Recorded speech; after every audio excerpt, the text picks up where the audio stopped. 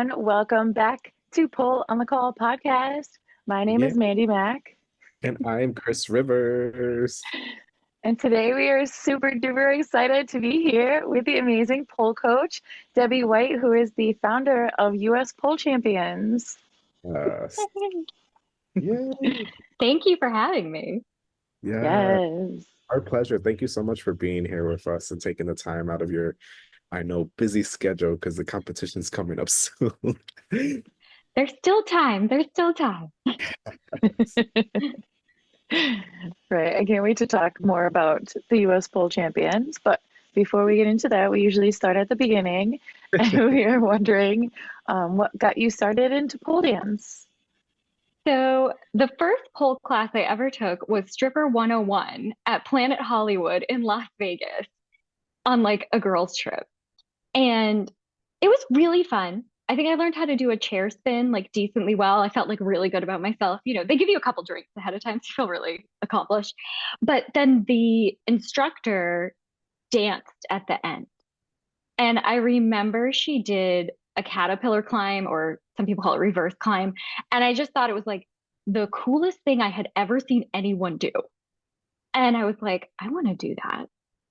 And then went back to LA, didn't really do anything with it. And then 2 years later, I moved out of my area to be with my now husband. And I was like, I really need to make some friends where I live. And so I started thinking, like, what can I do to meet new people? And I was like, I really liked that pole dancing class. And so I looked up for a studio. Like, I didn't really know what I was looking for because this was at that point like January 2012, because my first class was like 2010. So I just kind of like went online and I found a place that they rented out different spaces. Like they rented out to a silks class, they rented out to a hip hop class, they rented out to a pole class. So I was like, well, I'm going to sign up for everything. And I thought I was going to really, really like silks because I grew up doing gymnastics. Didn't like the vibes. I didn't feel it with the instructor. And then I went and took the pole class the next day and I was like, this is my jam. And I just like kept coming back as many days a week as I could, like covered in bruises, the whole shebang. And I was at that studio for like 2 years until they closed. And then I found the studio that I am at now, Smoke and Mirrors in Orange County. And then I started teaching there 2 years after I was a student there. So it was 4 years into my pole journey. And then I started teaching.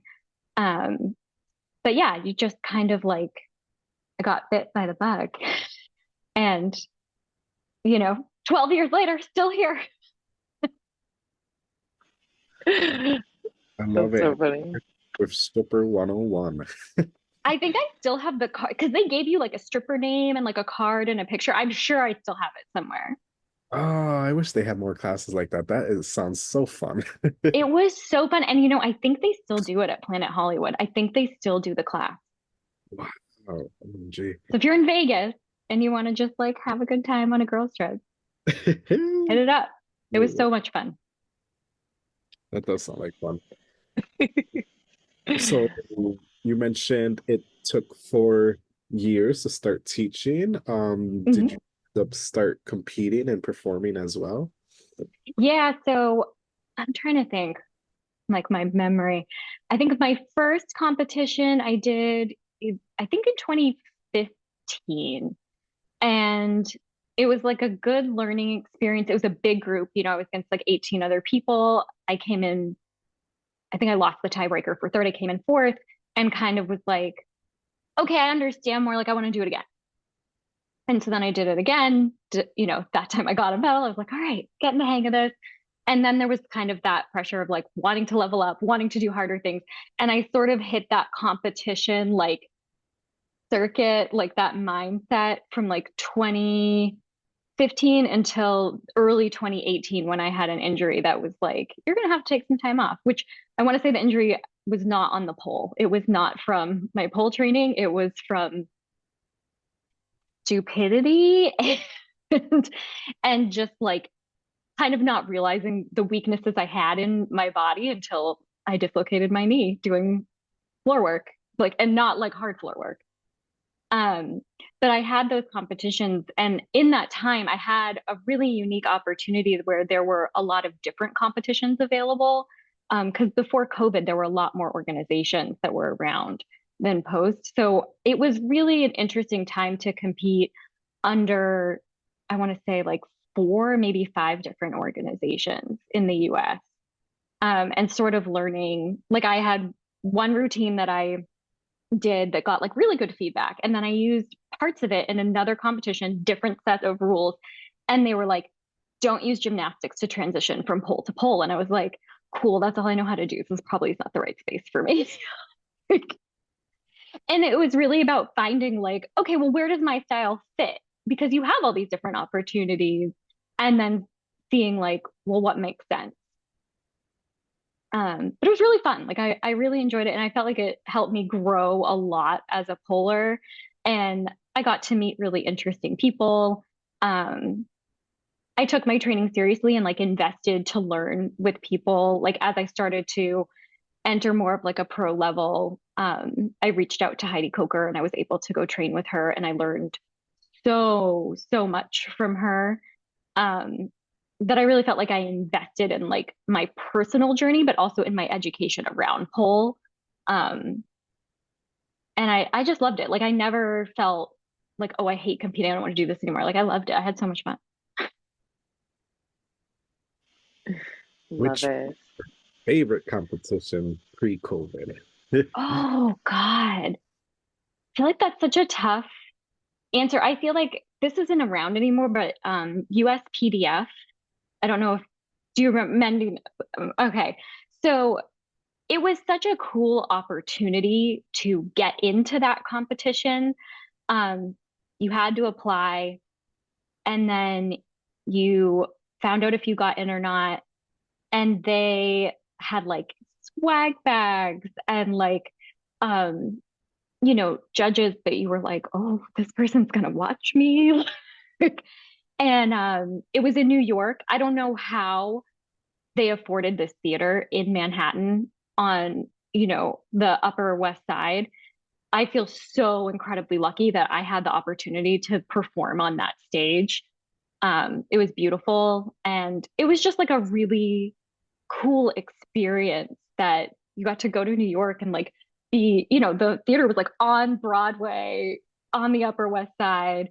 It felt so special and there was just like good communication going into it, all of those things. I think that one was probably like my most memorable in terms of like feeling accomplished just for being there. I was like, it was a big deal to get in because there were so many polars that came up through that in kind of the like late 2000s, early 2010s that I admired so much. So like to have gotten into the competition that they came out of, like Michelle Stanek, Janine Butterfly, I think won like the very first one.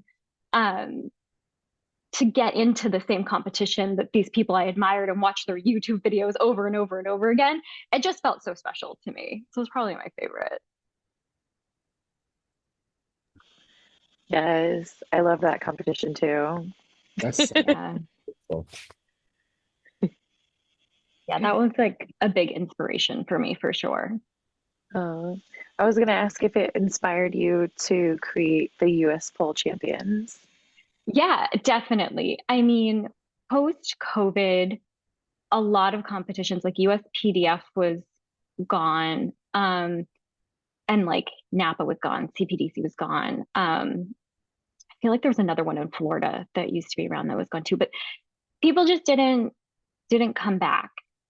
And it's always that question of like, does the community and the industry not want it? Or did it just become not doable for those organizations in a post-COVID world? And so I started thinking probably for about 18 months if I could really do it. Because I have a background in event planning when I worked in corporate. Like I know what it takes to put on an event for hundreds of people. Like I know how to do it, but did the community, did the industry want it or not? And so I kind of did a lot of spreadsheeting and a lot of math and a lot of research on how much things were going to cost and said, okay, this is how much money I can put into this and essentially lose and just say, like, I'm giving this to the pole community. It's my passion. And if no one signs up, I guess I'm having like a very expensive party for myself. And so I just push forward. We put it out into the universe and people applied. And and like I put contracts out for all the judges. Like I wanted it to be taken seriously. I wanted to have build trust in the community. Anytime you see anything new in this space, I think there's always a bit of apprehension of like, if I pay this submission fee, is this person really gonna like give it to these, my video judges last year were Natasha Wing and Sasha Fierce. It's like, okay, are they really gonna watch my video? Or are they really giving me feedback? And so to have them come on Instagram with me and talk about how it was gonna work and wanted to instill confidence that people could trust that this competition I was creating, was gonna be something different, but that I wanted full transparency of like, this is why these things cost money, because this is what we're paying for. We're paying for a venue, we're paying insurance, we're paying an EMT, we're paying, photographer, videographer, all those things. And our judges, like a big thing for me was like the judges should be compensated for their time. That was like a big piece for me, was reaching out to each judge and being like, tell me your rate. If I can't afford it, I can't afford it, but I shouldn't undercut them. And so, it was a big thing with USPDF where it was like they had named judges and I think they were paid. I believe that they were. And so I was like, okay, that's something that was really cool that we could do. And I feel like it elevates the whole community when you're able to offer that. But I can offer that because we decided that it would be submission based and there's 10 amateur and 10 pro finalists. I don't think I could budget if we had like 300 people and then I've got to pay, this whole panel of judges by the hour.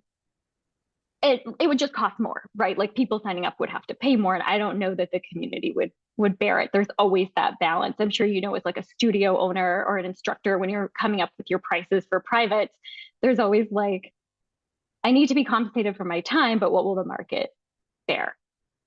And, but I didn't want to do it if I couldn't make it special for the competitors, if I couldn't make it fair for the judges, that it wasn't worth it.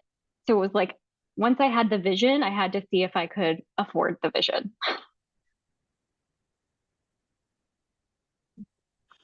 I love it. Wow. You said you thought about it for like 18 months. Wow. Because I talked to a lot of people. Like I talked to friends, I talked to other instructors, I talked to my studio owners, and then I just started pricing out venues, which like eliminated a lot of things really, really quickly. I was like, oh, this gorgeous venue in LA is $13,000 without labor. Next.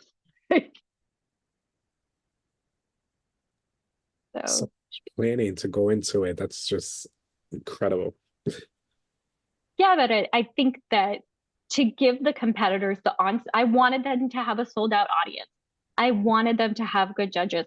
I wanted them to have swag bags where like getting in was a big deal because you already had to get past all these other people in the application process. So I wanted them to show up and be acknowledged that getting in matters and is important and is a recognition of how hard they're working and how talented they are and how much they belong on that stage. Like I wanted them to have that experience. That sounds so fun. I'm sorry. It was really fun. We got great swag bags from our amazing sponsors in the pole community. Like people were kind enough to say, yes, we'll support your first time event. And some people were like, show us you can do it and then come back next year, which is also fair. It's also a fair thing to be like, you have no track record, which I didn't. But those who sponsored, like we were so appreciative and we made sure to like shout them out on social media. we have an MC that hosts the show. Like it's a competition, but we run it like a show. So there's an MC, they introduce every competitor, they thank every sponsor. We want it to be fun for the audience too. Like they buy tickets to be there and we want them to have a good time. So like we had the MC, we did trivia where the audience can win prizes. We're doing that again this year. So they won like, a tote bag or like a bottle of grip from Aeroplane, who's one of our sponsors. They sent us extra grips so we could use it in our trivia, which was so nice. Queer Polars Collective, they gave us calendars to give away in trivia. So it was really, really fun. The goal was to be like a really fun night of amazing performances and incredibly talented polars who got a professionally paid judging panel. Like I wanted to put it all into one package, not to be too ambitious. I love it. And then also like prizes. Yes. So we did cash prizes for pro, for first, second, third. And those get paid out. I either can give people a check or I do Zelle. I try not to like just carry money. I worry about it like getting lost. But I was also like, I've seen the bad stuff about competitions. I don't really think in the US, but like kind of around the world where someone's like, oh, I never got my prize money. And I'm like, how? How can you do that to someone? Like if you don't have the money in the bank when you start the competition, don't think you're going to have it at the end because everything is going to cost more than you think. It just is.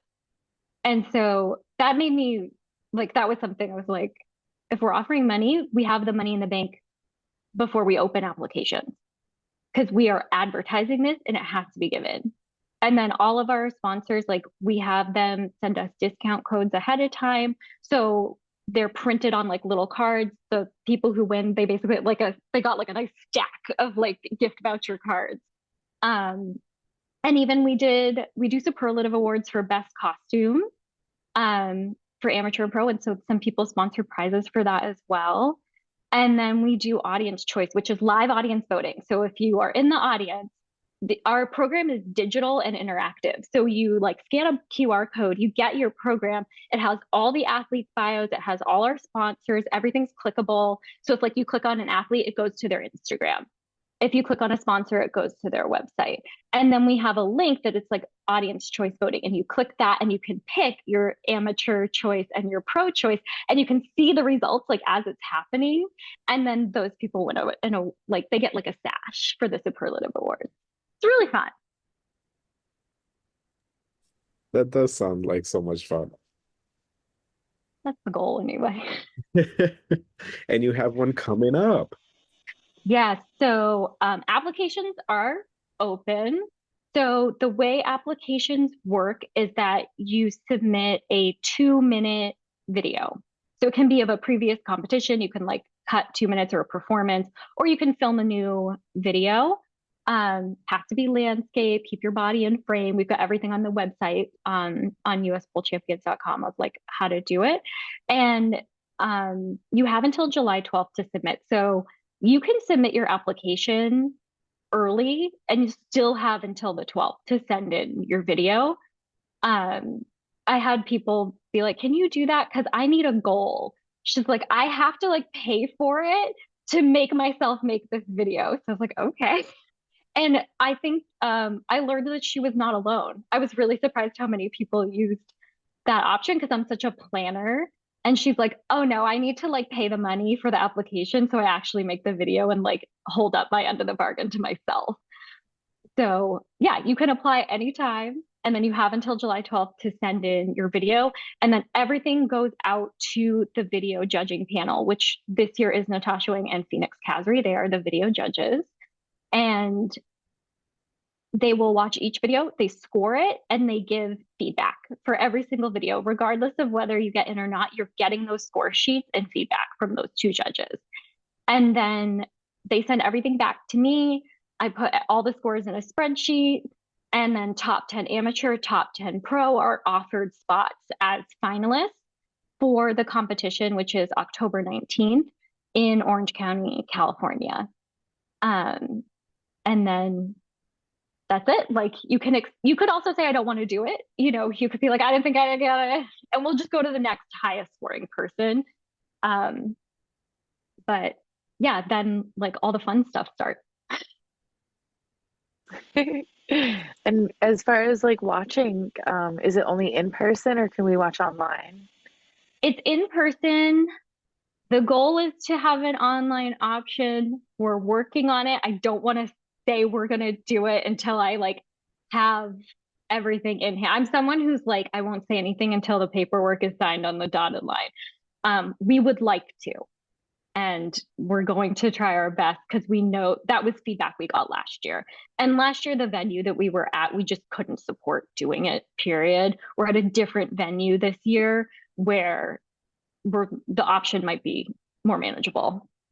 But I don't like to do things that aren't like 100% good. Like I don't want to set up like a camera in a corner and it's like grainy. Like if it's going to be live streamed, it's going to be good. We do not half-ass things. No, it's not in my personality. I don't want to do it.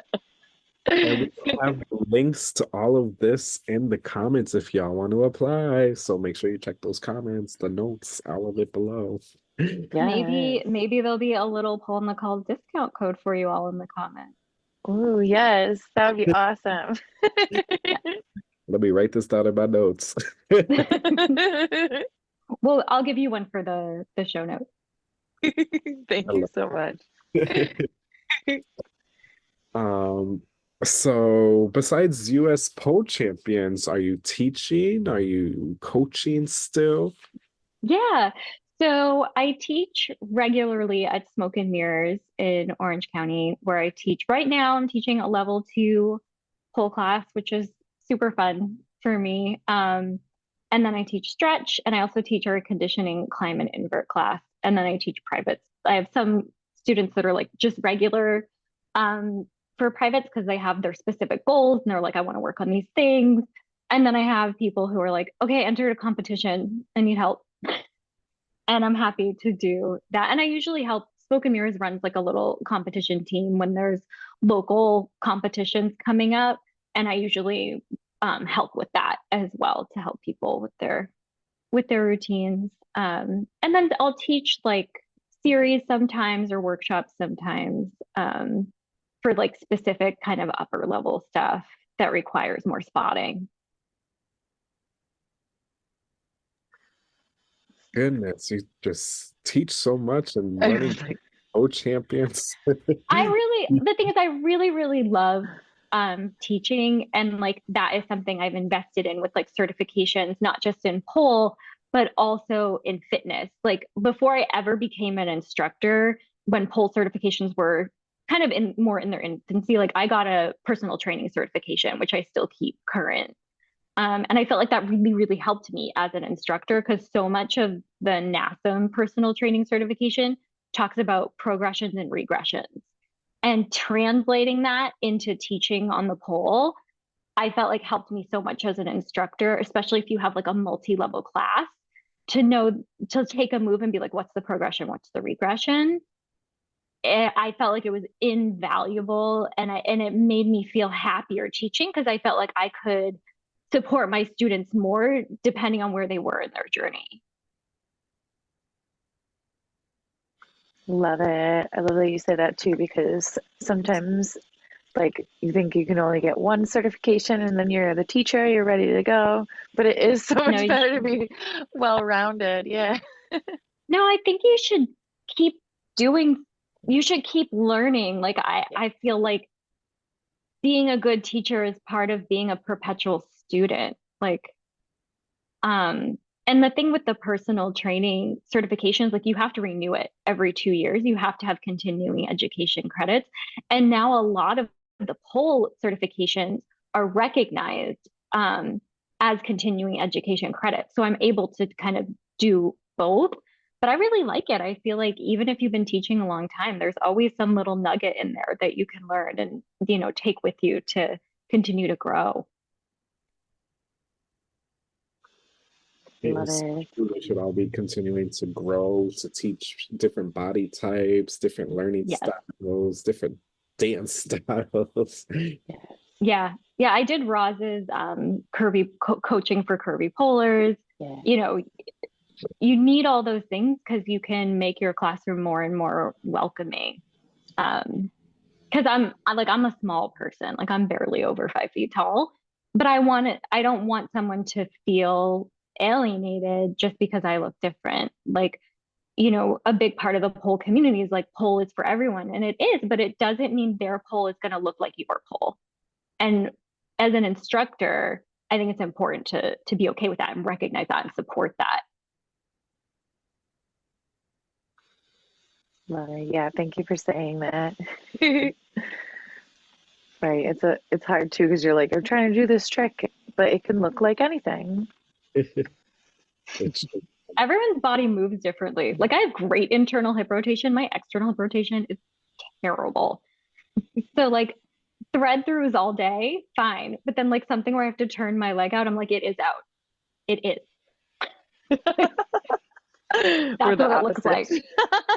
opposite. Right though. But with It's all how of it like is. all the different knowledge, you were able to find a way, and it's absolutely important to diversify your training. For sure. Oh my gosh, I think that was our episode that is coming out this week. Oh, yay. Okay. Because I'll plug that right Fantastic. now. We do have an episode about Fantastic. Well, I'll listen to it. I love to hear about stuff like that. But back to you. I was wondering, too, with all of your performances and your competitions, what would you say your favorite style of pole is? I think just because I have a gymnastics background, like I did gymnastics for 10 years, I tend to gravitate more towards like that sporty style. Like I'm not the ballet dancer or like the gorgeous modern dancer. Like I'm much more acrobatic. Like on the floor work stuff, I'm always like, I'll be weird any day. Please do not ask me to be graceful. I cannot do it. I'll do 400 cartwheels. Please don't make me do like a tour jeté. I will die. Um, I think I just enjoy that more like acrobatic style. And I really like that in like the base work stuff. Like I love doing more acro style base work around the pole. I know base work people always think is like sexy, but it can also be like your own version of movement using that lower third of the pole. Yeah, so I definitely probably fall under the sport style. But I like watching all the different styles. I'm just not as good at them. Is yeah. I love that you bring up the low pole acrobatic because I've been experimenting with that more, and you're right, it is so fun. Yeah. Well, and that's what pole is supposed to be. Like we all start because it's fun. Yes. Yes. And the only way you can find what you like is to try different styles and experiment. Hmm. Oh, for yes. sure. For sure. I love it. Oh, and do you have Excellent. any teaching or learning philosophies for pole dancers you want to share? I'll share like my personal one, and I share this a lot with people that I coach, which is that um, growth comes from failure. And I think there is so much fear of failure. And I'm someone who struggled with that too. And it was really Heidi Coker who was like, how are you ever going to get better if you don't fail? Like, if you're not failing, you're not growing. And it gave me so much freedom to have someone who I admire so much say that to me. Cause it really like, it took away my fear of failure in pole, where I was just like, I'm just going to try this. And if it's bad, it's bad. And, you know, not necessarily saying like, oh, on stage, I'm going to do something I don't feel confident in. That's different. But like in the studio, when I'm brainstorming or when I want to try something new, it's like, it might not work out. It might not look like it looks on this person on Instagram, but I might find something that feels better for me. And, it just allowed me to try different things, try different connections. Like when I first started competing, feedback I got consistently was that my transitions were not interesting enough. And I did not, first, I like really didn't even know what that meant. and, and then I started to see it. And I really realized making interesting transitions was on me because I had to learn how my body liked to move and I might enter a move differently than anyone else. And that's interesting. But I probably did it just because my body liked that pathway, not even because I'm like, oh, I'm going to do this because it'll be, cool or whatever. I feel like whenever I have those ideas, I'm like, well, that was a disaster. I don't know why I thought I could do that. But it made it okay. Like it made it okay to like try things and go back and look at the video and be like, well, actually, this doesn't look at all like what I want it to be. I need to think of something else. But in doing that, I stopped getting that feedback. And then I started getting the feedback of like, oh, that transition was unexpected. I didn't see that coming. And that was really about letting go of like my own insecurities, thinking I needed to look like other people on stage that I had seen, or that I needed to look like the YouTube videos I watched, and just being comfortable with the idea that like I was going to grow into my own style, my own voice of movement. But in the beginning, I just was like, I will give my left toe to look like Janine Butterfly. Like, or who was it from France? Prana. Her movement was so amazing. Like, or Yvonne Smink, who's more recent, like, you know, just wanting to emulate these other people instead of saying, like, I'm not those people, but I love pole and I love to move and I'm gonna keep dancing. Like free dance became so important. I hated free dance in the beginning. And then I started to get it that like free dance was going to let me become my own polar and have my own style, my own voice, my own flow. And it was really nerve-wracking in the beginning. And then it just became like something to look forward to. It's like, what am I going to discover today? So yeah, you need to fail to grow. And it's hard in the beginning.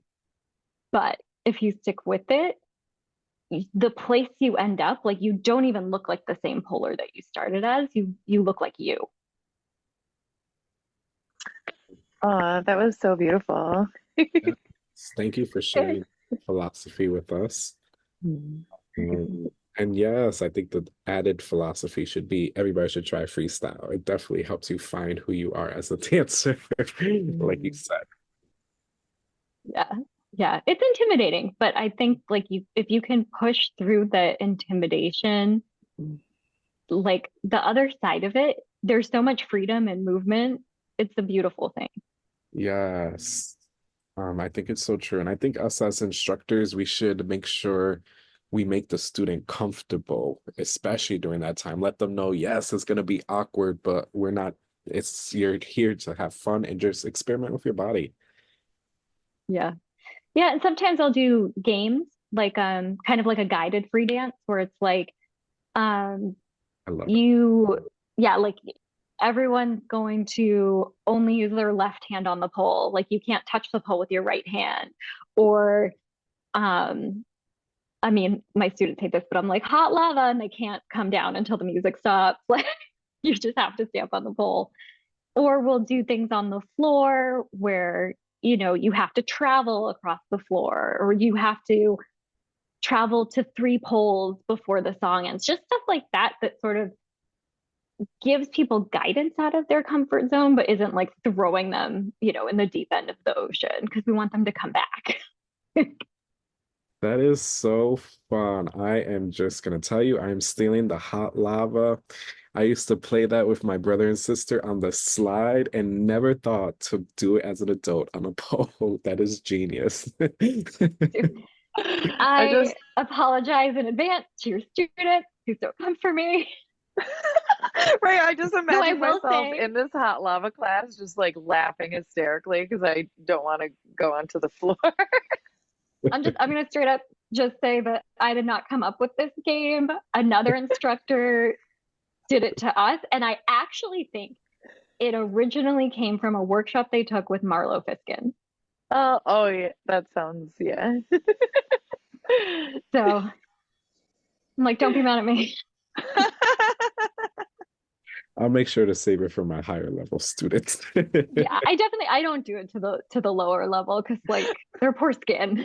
But Right, they'll just certainly use, when like, I a was poster. teaching, Oh yeah, but it hurts after a while. Even a pole sit will start to hurt. But certainly when I was teaching like upper level, they could do Yeah. I feel like I would still just do a pull sit, honestly, and then just laugh. just put it on spin around. Oh my gosh. The floor is lava. That's gonna be fun. And of course I'm gonna have to participate with them to practice what I preach. Right.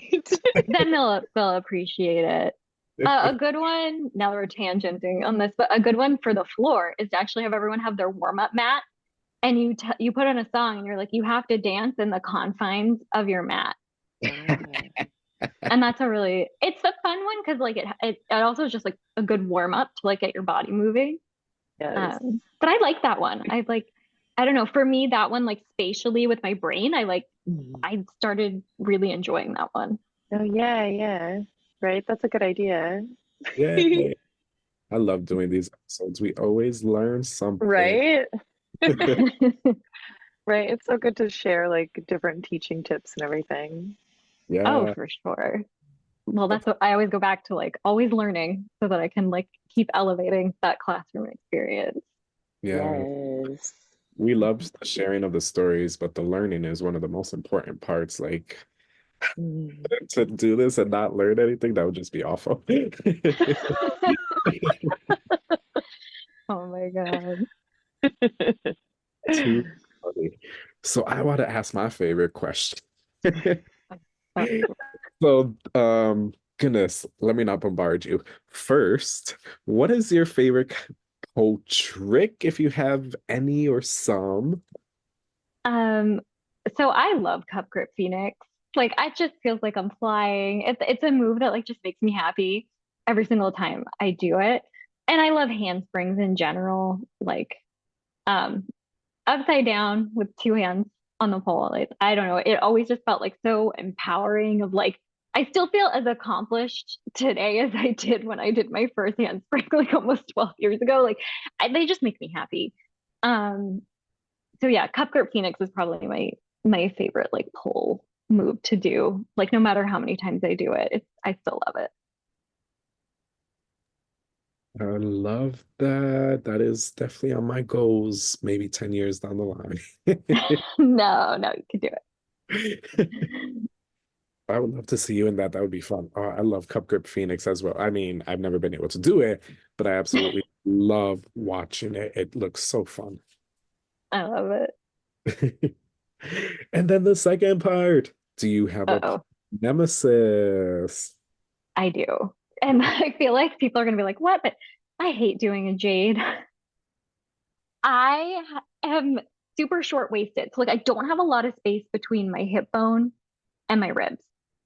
And I was fortunate enough to take a class from Lara Michaels at Body and Pole many years ago, where she taught me how to basically only keep the pole in my inner thigh and like not use my waist at all in a no-handed jade. And I can get into it sometimes, but like it probably takes me like 10 attempts to get it in the right spot and get the split flat. And I see so many people just be like, jade. And I'm like, oh, like it's so hard for me. And anytime a student's like, can you teach me to jade? I'm like, can you literally ask like any other instructor? And I think it's so beautiful. Like I love it to look at it, but doing it is hard for me. I completely respect and understand that. I definitely do. That is also one that when they ask, I'm like, really? We played this game today? Not not me. I'm Jade all the way. Send them to me. But I'll cheer for your jade all day. Just please don't make me do. That's so funny. I love all of the answers that everyone always gives to the question. Man, but Phoenix though, I don't know. I tried doing that a while ago. I don't know. I It's more can't about get my timing. butt up. Yeah, It's timing. my butt Like likes to stay understanding the down. swing. Yeah, it's like the wide swing and then the timing of the hand. Um, Oh my. Right? Yeah. It's so fun. It's That so fun. Right, it looks If you're so ever out, fun. It really does. it if does you're look ever out my way, we'll do it. We'll go in the studio. Right? I would like to maybe do the baby steps again, just to start. Yeah. uh, I can't wait to visit California sometime. Yes. Oh my gosh. Well, do you use any special pole grip or hand and body grip to do all of the amazing tricks? So for my body, I have very dry skin. So I am covered in Dew Point Ultra. Like during the winter, I probably spray like 2 full coats of Dew Point over all of my extremities to be able to stay on the pole. And then on my hands, it's usually just like a drop of like either arid plane or dry hands. Um, but yeah, to stick, I'm covered in Dew Point. Like I buy like their massive bottles. Oh my Like gosh. if you see my videos on Instagram and I'm not sliding off and falling on my head, it's because I'm covered in Dew Point.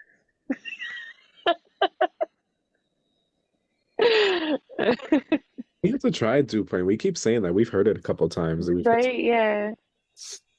I feel like I tried No, it a while ago and it was too sticky for me.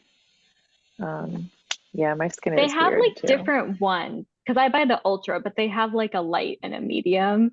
But that's actually like going back to competitions and swag bags. I found Dew Point because of my USPDF swag bag. There was like a tiny Ah. sample in it, and I tried it, and I was like, I'm gonna need a giant bottle of this. Yay! Shout out to the swag bag. Yes, Yeah. And shout out to Dew Point, who's obviously killing it out there. I love Dew Point. Please don't go out of business. I'll die. Love it. I love it. Hey, maybe they'll make you an affiliate or something in the future. That would be fun. Yes. I'm like, affiliate or not, they're gonna get my money because I can't pull without it. Next US champion swag bag item. They did give product to our swag bags last year. That's Oh yeah. amazing. Yeah, Yes. they did. Wow. So it's like And I was like so excited because I'm like, someone's gonna discover Dew Point.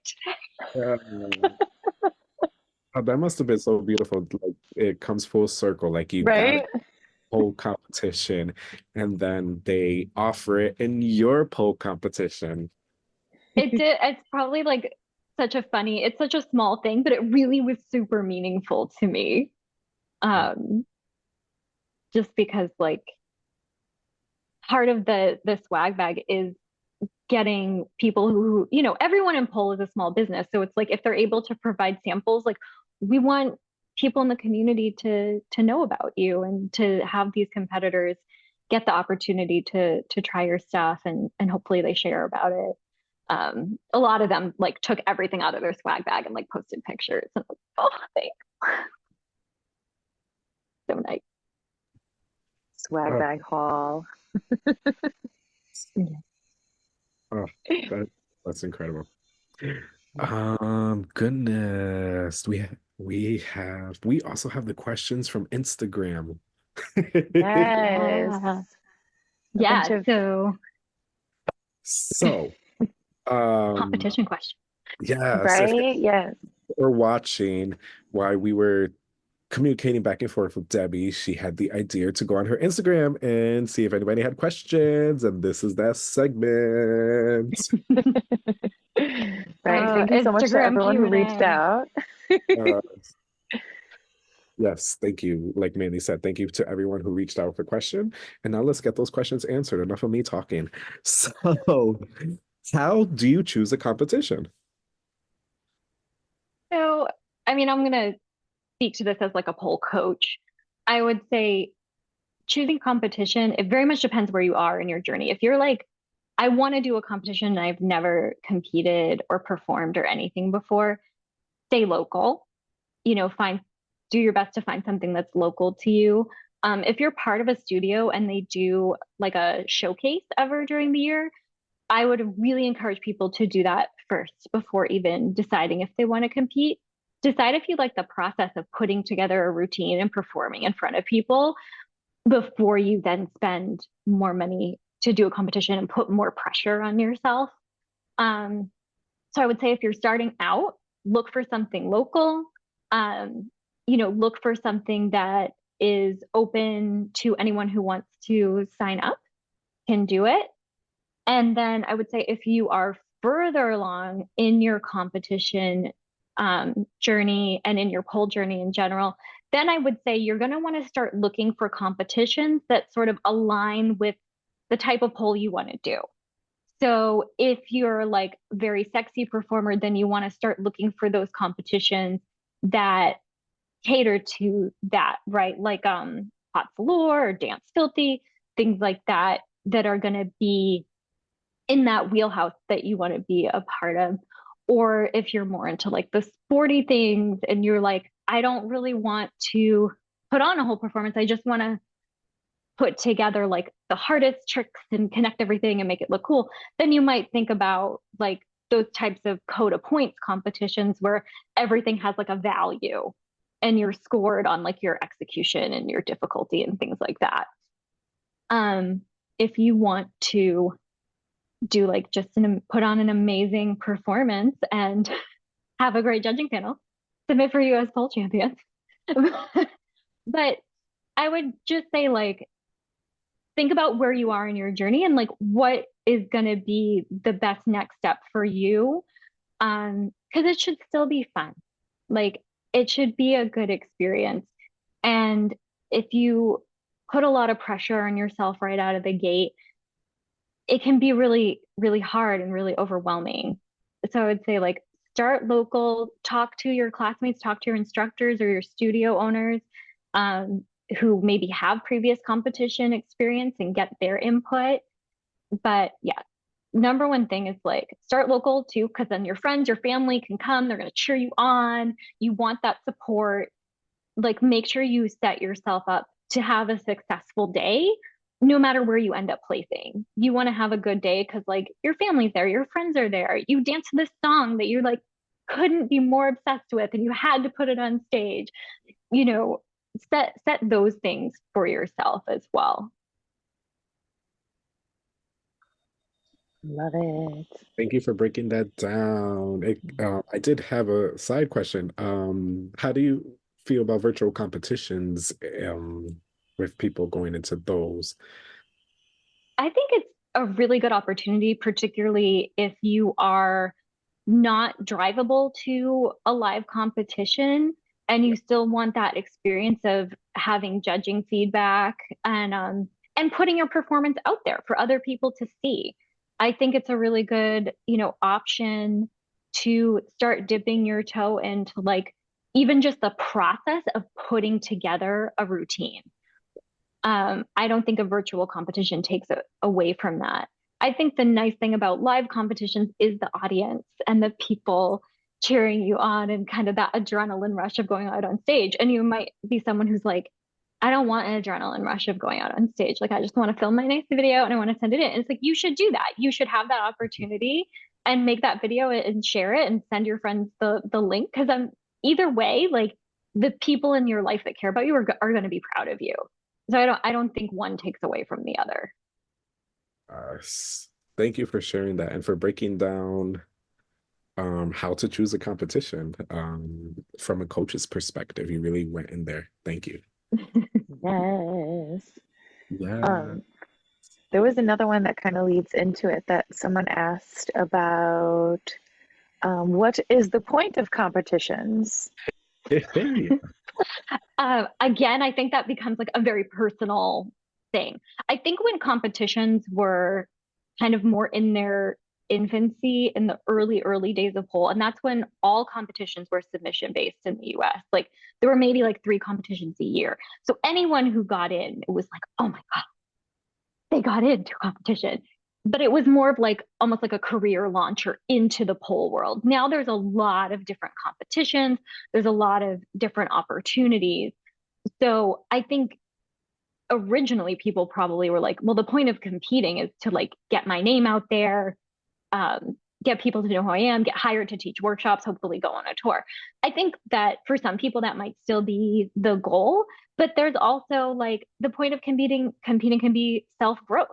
It can be growth just like as over your stage fright, or I just want to get really strong and clean lines and I want to really focus on this 3 minutes and making it as good as I can. Like I always tell people, if you want to get good at a move, put it in a routine. If you're going to drill it enough time, or you're going to hate it, like one or the other. but but I think the point of competing is very personal. Um, and it should, I always tell my students, I'm like, you should have a goal for your competition that has absolutely nothing to do with whether or not you medal, with what happens on stage. It should just be a goal for the process. And like, this is how I want to be at the end. Like, this is my goal. And maybe for someone, it is just like, I want to do an aerial invert with totally straight legs. And like, that's my goal, is to put that in this routine. Or it might be like, I have competed a lot and I'm going to try a different style, or I'm going to try a different, song choice. Like, I'm going to do a ballad instead of my usual rock and roll vibe. There's all different points of competing depending where you are in your whole journey. I think if you're like not sure why you want to compete, I would start there. And it may be like, all my friends are doing it and I want to do it because it's fun. And I think that's a good enough reason. But I feel like it's always good to know your why going into it. I appreciate you sharing that, and I wish I knew you many, many, many years ago. Because you're right, the why is so important. When I first started competing, it was like you said, to try to make a career move, and I hated it. I hated competing with that mindset. And it wasn't until I changed to I want to just compete to bring a fun piece to make people enjoy themselves that I started enjoying it. Yeah. And learned that I can boost my career in other ways besides competing. So I really appreciate you saying that. Yes. Yes, it's so Right. important. Know your why. What's the point? Yes. We also had another one that said, where does your first time competitor start? But I think you touched a bit on it when you said locally before. Yeah. Go Yeah. ahead. Start local. Um, look for one that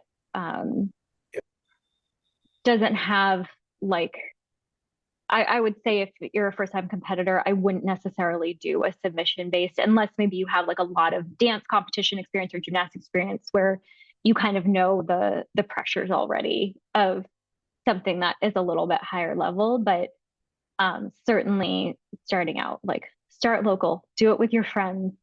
A lot of studios have like extra open polls for competitors or training packages to like give you extra time, give you costume advice, like all those things. So definitely start local and be a part of the community when you do it. I think it's really not that it can't be done, but it's a different type of personality to do everything totally solo. And I think part of the fun of competing is the community, in my opinion. Yes. My most winningest routines were that were collaborations. Yeah. Oh yeah. Getting feedback also was like really helpful. Because sometimes you're like working so hard for something that isn't even reading the way you want it to. So I would definitely say like, even because I know it's hard because you're like sharing a piece of your soul and you don't want to show people and have them react badly. And I think it's really important that whoever you're working with, or, people, that you have a level of trust with them where, even if they say something isn't working, it's because they care about you and they want you to do well, not because they're trying to like tear your piece apart and like take a crap all over your art and your soul. Like they're there because they want to see you do well, and they should understand the rules of the competition that you're in so that they can support you. Right. I think that's so important that you stress that having another set of eyes on your routine, because I'm Hmm. always guilty of when I create this routine and it is very meaningful and Yeah. then no one understands it. Yes, and they completely don't understand that. I had a, I had an advice from a coach, and I'll never forget. Like you have to treat them like they're young, like nail it in the head so they Mhm. understand, like, so they understand. And it's very hard to Yep. understand that. It's like Yeah. we was saying, we work so hard on this piece. We're giving our souls, and yep. Yeah. No, and again, it's also about finding the right competition for that. Yes, yes. And I don't think we talk about that much. I think we just some people are like, yes, let me compete. And we don't really talk about, well, is it the right competition that you're doing? Are you going to enjoy it? Are you really thinking Hmm. you're just doing it to compete? And that's okay too. Like if you're like, look, I'm just gonna do it because I want my video and I want my pictures and like I don't care about the placement. Yeah, like I have a friend like that. She never cares. She's just like, oh, I'm inspired. I'm gonna do this thing. Like she does not care. She can have a dead last. She's like, whatever. I had a good time. But she almost always wins because she's just there because she wants to be there. Like, I love Love it. it. Yes. Cool. There was another question. They wanted information on competitions for transgender individuals. Um, Including things like spironolactone. so okay. um, I would say in terms of transgender, like US pole champions, we don't separate by gender. It's top 10 amateur, top 10 pro.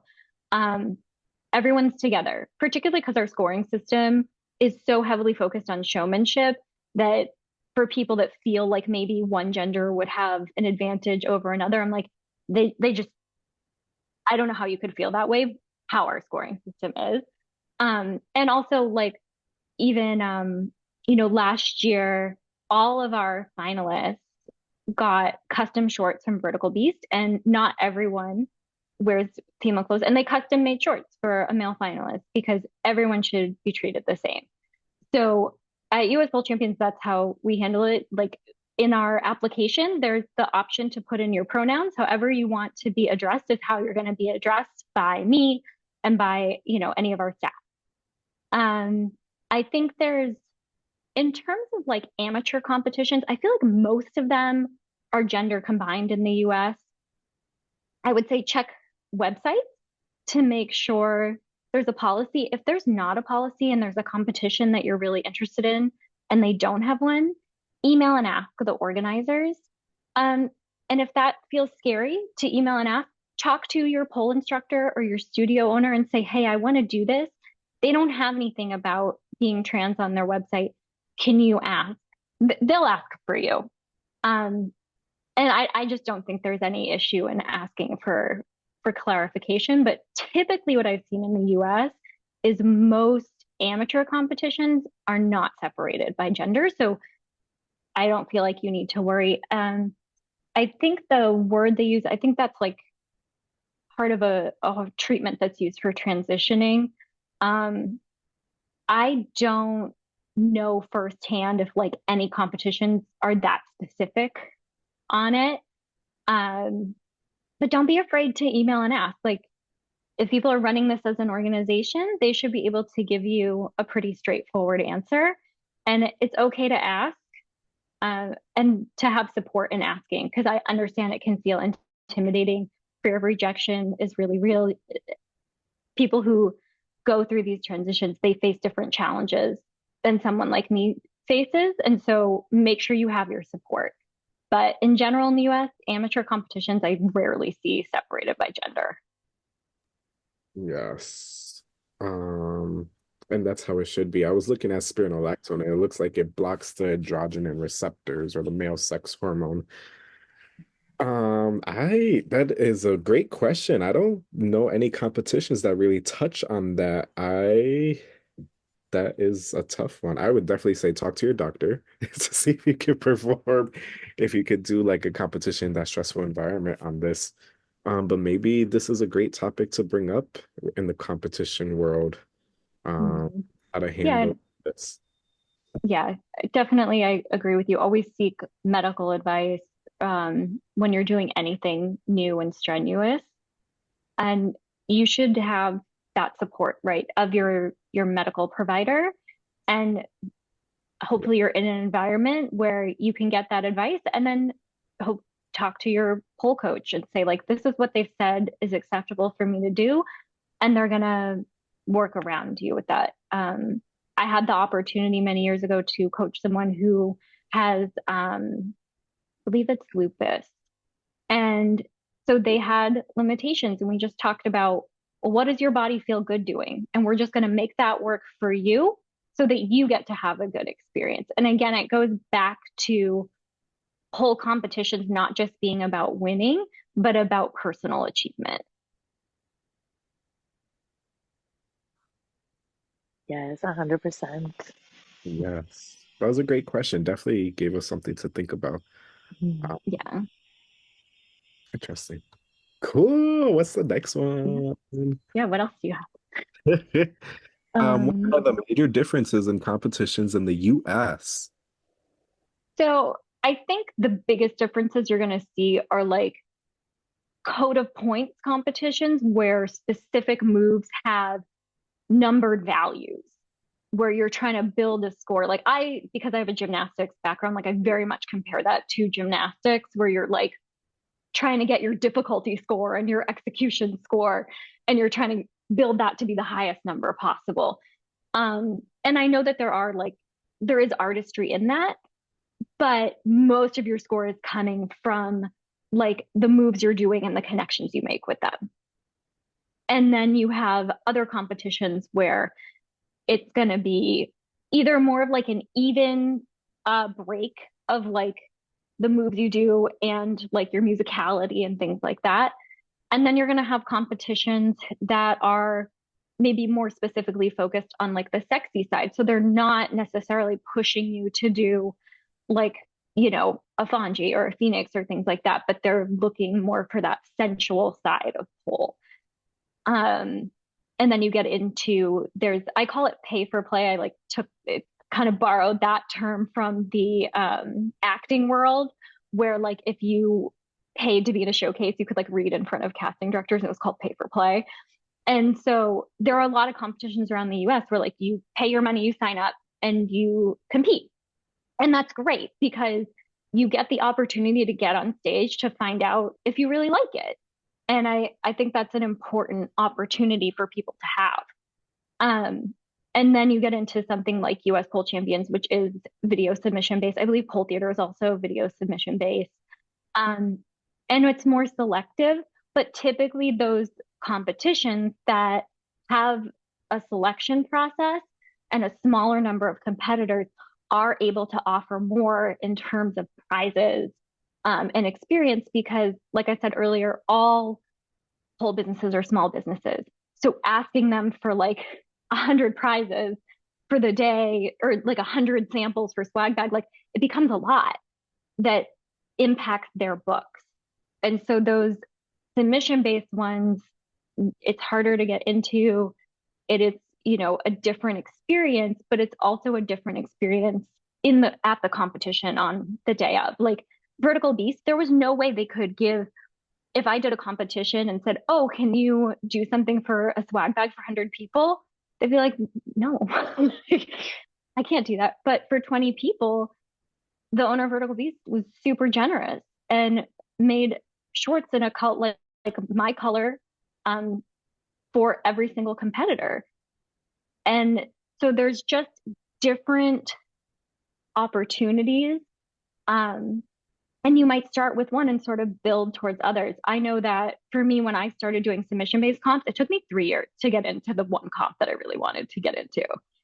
And then I got in and I was like, I had like let it go. I was like, I'm going to submit again, but who cares? Like, I'm never going to get it. And then I got in and I was like, oh crap. I got to make a routine. I'm not prepared. Didn't think it was going to happen. But it was exciting, and again, that like more of like a curated experience. Um, so yeah, I think there's just all those differences, like research them. Um, but starting out, always start local. And then as you build, look for the things where you're like, oh, this is what's important to me. Like for me, the judging panel was always really important to me because I always wanted to feel like even if I came in last, that it was a valuable experience because of the feedback I would be getting. That was something that was important to me as a competitor that I carried over into the competition I decided to produce was like, I want a high quality judging panel. So this year, our judges are Samantha Starr, Phoenix Kazri, Natasha Wang, and Suwasit. Um, so I just like that was a value for me that I brought forward. But again, it's a very different experience for submission based. Yeah, lots of opportunities though, regardless of your style. Right. There are so many different competitions, and you can try them all and you can use the same routine. Yeah, you can because different competitions have different requirements. So one might hit here and like not hit somewhere else, or maybe you take one, you sort of like jigger it around to make it fit into the confines of like the other ones. Because the kind of interesting thing about pole and something that I think is special, but can also be frustrating for some people that are newer is that like there's no governing body of pole. There's no like all pole competitions must meet these standards, XYZ. Like there isn't things like gymnastics, Did you get your figure book? skating. Okay. You know, we don't have that in pole where there's like a specific guideline that every competition has to follow. So you really need to do your research in each competition to see how they score it. I apologize. My stepson walked in out of nowhere and startled me. Okay, he just wants to know about pole competition. We'll get him set up. But I do agree with doing your research with the pole competitions that you're checking into. Especially here in the United States, there's just so many going on now, especially yeah, like Yeah, I even feel like it's coming back. Like post COVID, there was not a lot, which was also a big inspiration for me. It was like seeing that there were not as many. And I was like, well, let's see if people want it.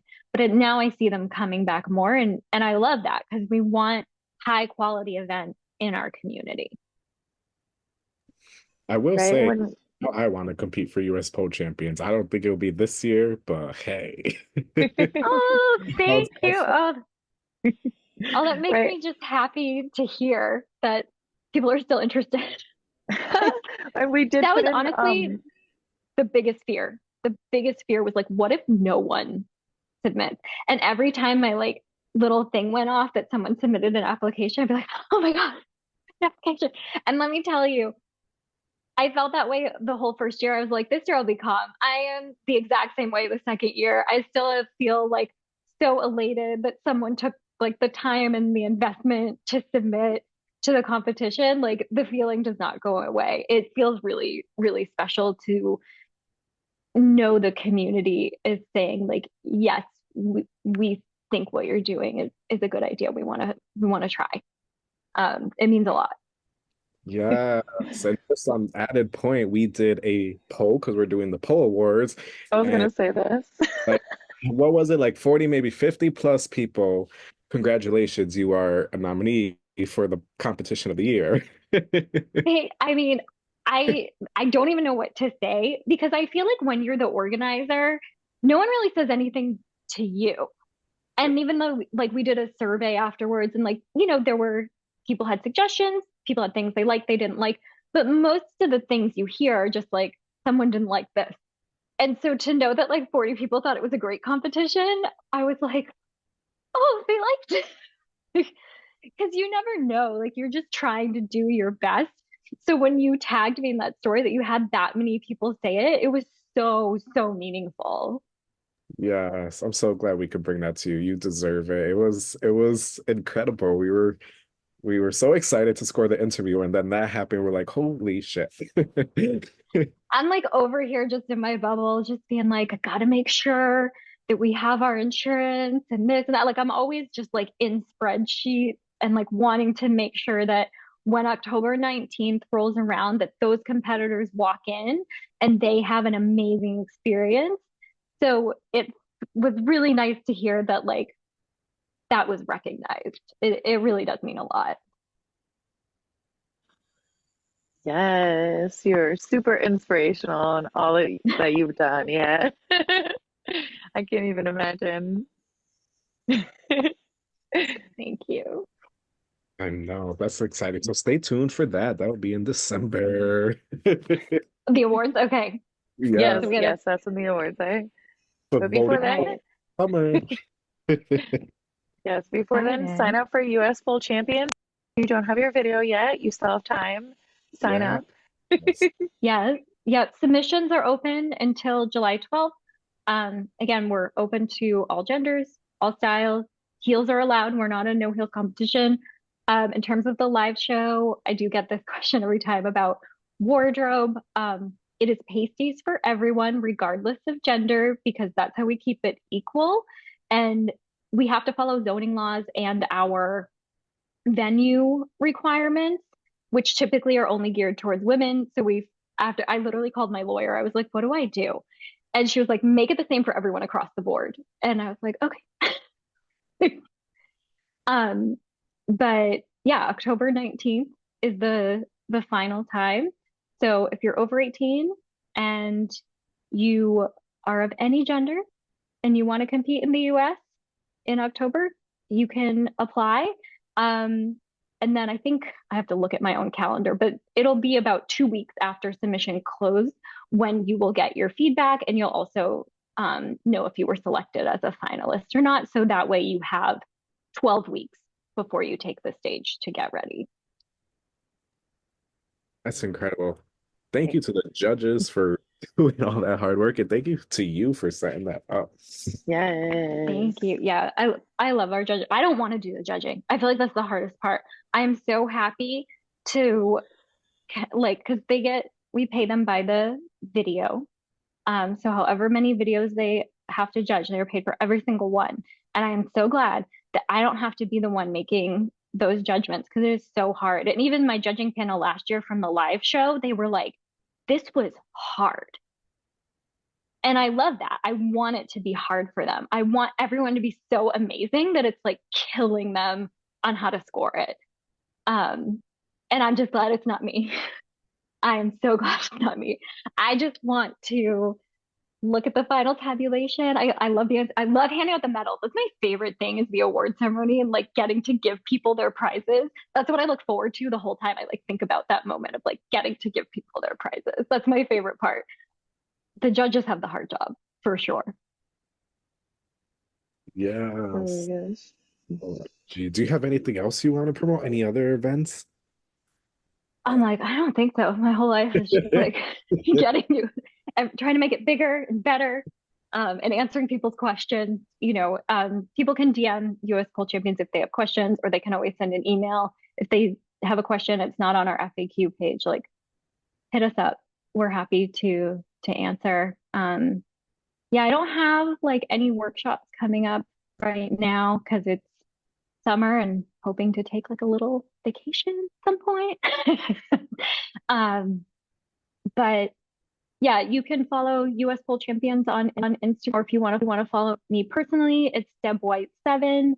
I don't post as often as I probably should. I'm totally that person that records like 75 videos and like none of these are good. And then I don't post it, and then I go back and I'm like, I wonder why I never posted this. This looks fine. Actually, that's another piece of advice I have for competitors. You'll feel like you didn't do well sometimes. Wait a year and watch your video. You'll have a lot more grace for yourself. Like I remember thinking like I did so horrible. I couldn't even watch the video. I was like so upset. Then I went and watched the video literally a year later. I'm like, I don't know why I was so upset. Like it's kind of good. It's just perspective. perspective. And I'm totally that person that videos like every single attempt. Then I'm like, all of these are terrible. My big toe is going a weird direction. I can't put that online. People will think I'm a terrible pole dancer. So forget it. We're all looking at that one toe. Everyone has a panic foot. Everyone has a panic foot. Where like you're fighting for your life and your foot is like, I'll save you by making this really awkward sickle with your big toe going the opposite direction because that's going to make it happen. But it's also a good cue as an instructor. Like when you see a student with that panic foot, you're like, they are in trouble. I need to get across the room and get them down. Oh my gosh, too funny. Well, do you have any advice for anyone who is looking to start their own pole competition? Yeah, I mean, it kind of is the same as if you're going to compete. Know your why. Why do you want to do it? Because it's hard and you have to make hard decisions. And I would say have a mission and values that you can continually return to when you do have tough decisions to make. Know what your values are, because that will guide you through. Because you will get people asking you, I'm sure as pole studio owners, pole business owners, people always ask for things and they should, but it doesn't mean that you can do everything, whether it's manpower, whether it's money. And so you kind of want to have like, know your why, because it's going to carry you through the days where you're like, I don't know why I started this. It's like, no, you do.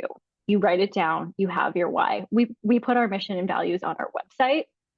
And it's something that when something difficult comes up, I'll go back and read it and be like, how is this going to guide me towards the right decision? Know your budget.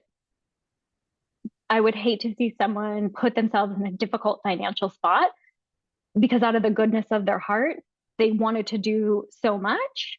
And then they're like in the red. And it's hard to make money when you're starting out. Know what your budget is and then do your research. Like I said, it took me 18 months to make it work with the budget that I had.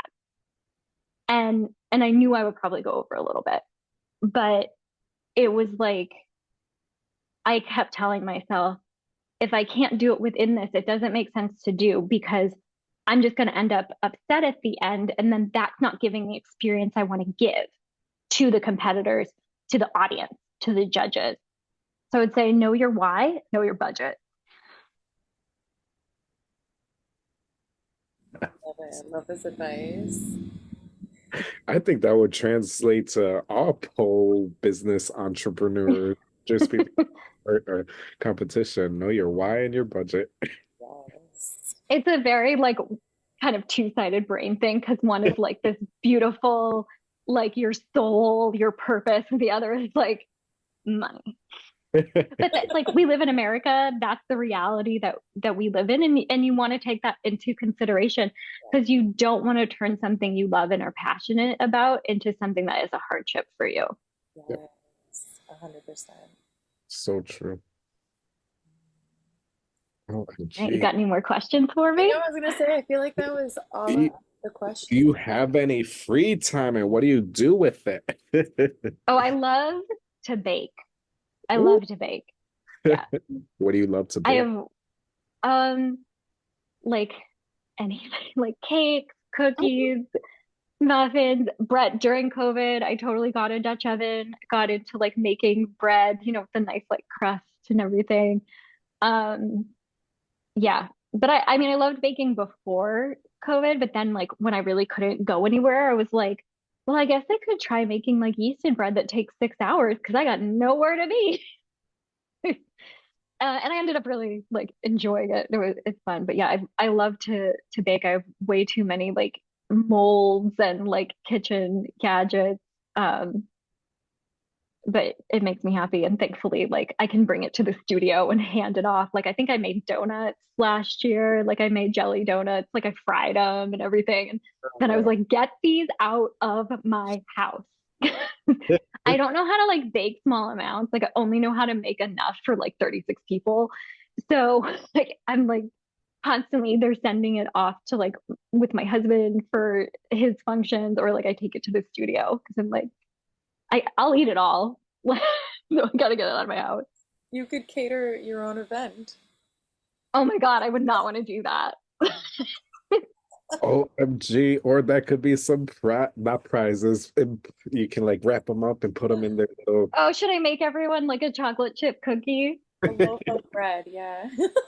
I know, but then I gotta make sure like if someone has a gluten Oh, that's allergy or like I gotta be careful. I don't want to poison someone. I'm someone who has a dairy allergy, so I'm always like very sensitive to like what people can eat or can't eat because I'm totally that person that's like, so what's in this? You're right. Oh, there's always so much to think about. So many rules. Let me stop. right. But that's also like my event planning background where like I had to do events that were like global. So I had to think about people needing visas, people who had different dietary restrictions coming in to the US and like having to have food for everyone. And it's like you've got 250 people, but you have this person who has specific dietary restrictions. You have to make sure they have a special meal. Yep. And so my brain is just like always working like that. Wow. Love it. I think that's why I like to bake because it's very exact. Like you have this much of this much of this. Like you can't mess it up. Just gotta follow the exact amounts. Somehow I mess it up. I don't know. Seems like a good idea. If it's like from scratch, I could do it because it's like you said, like exact amount. But if it's in a box, I always mess it up, and I don't know why, because it has instructions that I follow. As long as it's still, I also am like, if it tastes good, it's okay if it doesn't look that great. It's gotta, as long as it tastes good, that's all that matters. Right. Yeah. One time I made a cake that literally looked like a cheeseburger, but it was really tasted really good. That's amazing. Looked like a cheeseburger.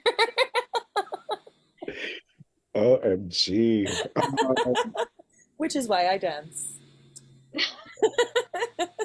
What we want. Oh my God. I was gonna say this It's is a great so question. inspiring. Yeah. Yes, which leads me to a question that we always forget to ask because it's a new question. But nutrition and pole dancing, is it important as we discuss baking and all our vices? I mean, nutrition in life is important, right? Like, I mean, I'm not a registered nutritionist or dietitian, so I wouldn't give out advice on that. But like, um, if you find you don't feel well, like talk to your doctor. Like, um, and I like for me personally, like I don't like to eat like a sugary thing before I pull. I'm definitely someone who like after pull, give me all the food. But before, and I'm like, I was a nervous competitor. So like I could never eat before I competed. Didn't matter what time I was going on, the whole day my stomach was like churning, churning, churning. I would like sip a protein shake and try to eat like a little protein bar. And then I had a friend that I competed with. She was literally like across the street eating waffles. I'm like, how? Like like I'm literally gonna be sick to my stomach. So I'd say definitely like find what works for you. But you know, food is fuel. I think like growing up in gymnastics, like food had different connotations. Um, but food is fuel. You gotta eat, you gotta rest, like take your rest days, eat well. If you feel like you're depriving yourself, like go back to your why. Did you start this because you wanted to like deprive yourself and feel tired all the time? Probably not. So I'm like, I don't know, eat what makes you feel good. Yes. Yes, and that's why we started asking it because it's true. You got to eat what makes you feel good and what prepares you for the training because eating a nice juicy cheeseburger is not going to give you a good pole session. I'll tell you that, at least for my body. You know, but it's like you just find what works for you and like everyone's going to be different. Yeah. And that's also why I'm like try performing at your studio first because you might realize like, oh, I'm actually really nervous that I like couldn't eat all day and I didn't know that was going to happen. Or like I was so nervous that I ate so much that by the time I had to perform, I felt so full. Like, you know, you'll have those experiences where you're like, oh, I didn't think that through. Or even just like I always tell people like 2 weeks before you perform or compete or whatever, like don't change anything. Like now is not the time to try a new grip or to change your song or to redo your pole passes. Like consistency helps a lot. And I think that for me, I kept my food very consistent when I was training. Um, and part of that was like the mindlessness of it, of like, I'm just going to make the same thing over and over. And then like the competition will be over. And I'm like, if I see one more sweet potato, I will walk into traffic. Like, but at the time, it just kept things very stable for me to like have the consistent meal prep done.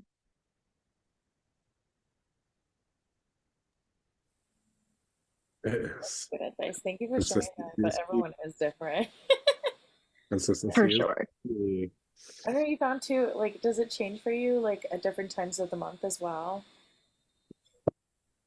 Like, Oh, like, I don't know. For me, like, eating before pole dancing, like, I'm able to do it except for, like, certain times a month. I'm like, oh no, everything is awful and I can't do anything.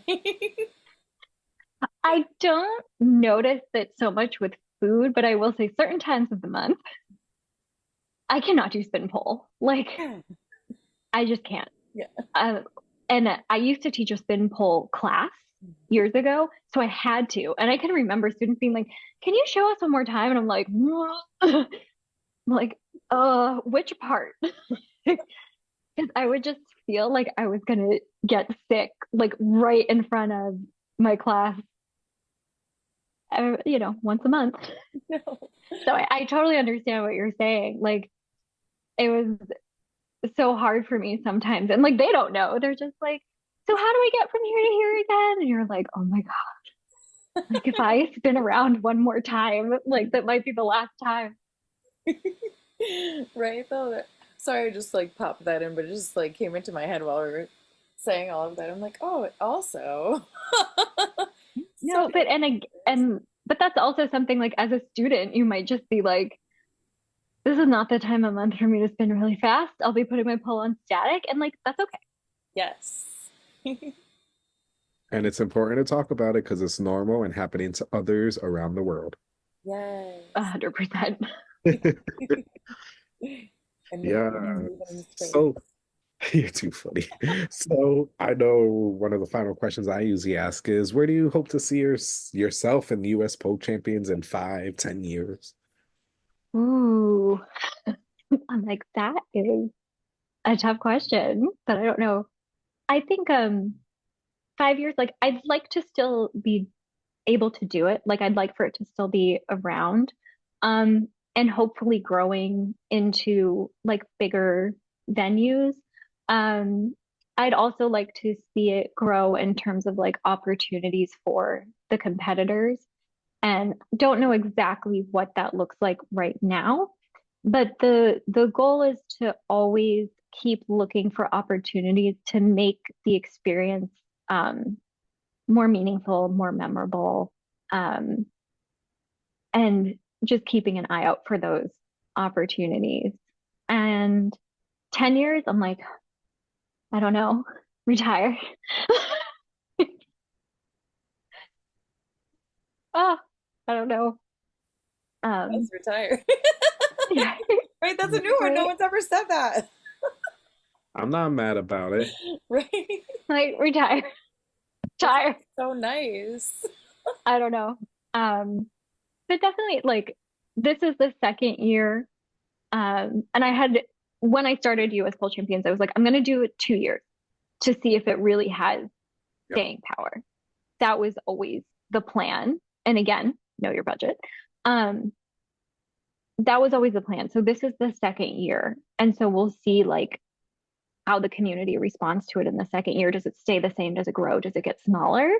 And then go from there. But I love doing it. So like I'm hoping to keep going.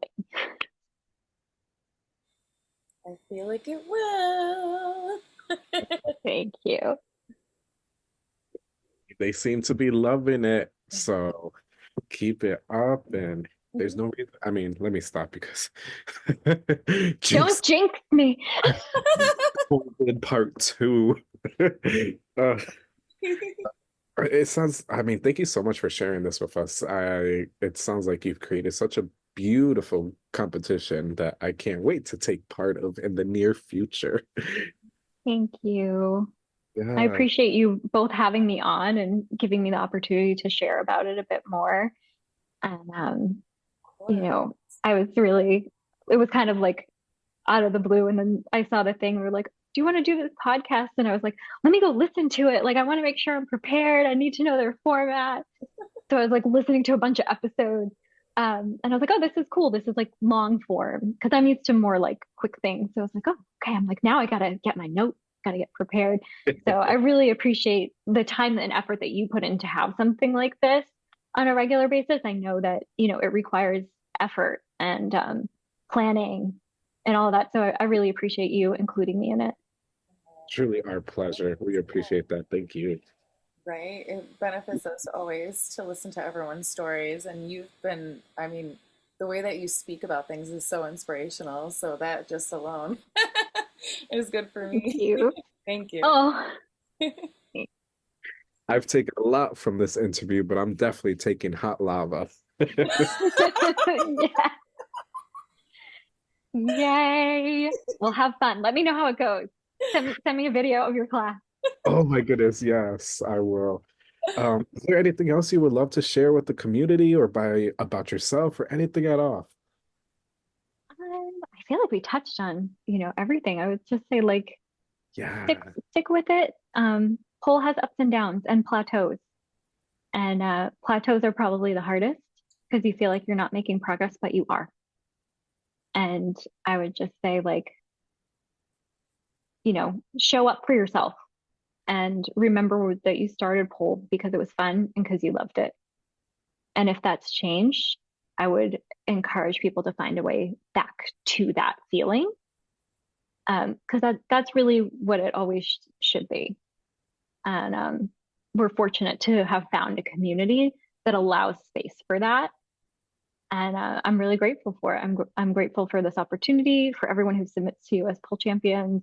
Um, you know, it's a special thing we have here in the pole world that not everyone gets to experience. So I just want to say thank you. Yes, thank you. and if you're still listening and watching, don't forget Pole Awards in December. US Pole Champions is a nominee for Competition of the Year. Voting opens this summer, y'all, and it will be open till fall. So make sure you start voting. Thank you. Yes. And thank you, everyone, for listening to or watching this episode of Pole on the Call podcast. My name is Mandy Mac. OMG, I am Cris Rivers. She just did that in the seat. So the ball. Put your leg like right next to your head. I don't I'm like, dee, dee, dee, dee. no. I'm like, I'm gonna regret this later, but it does it does look good.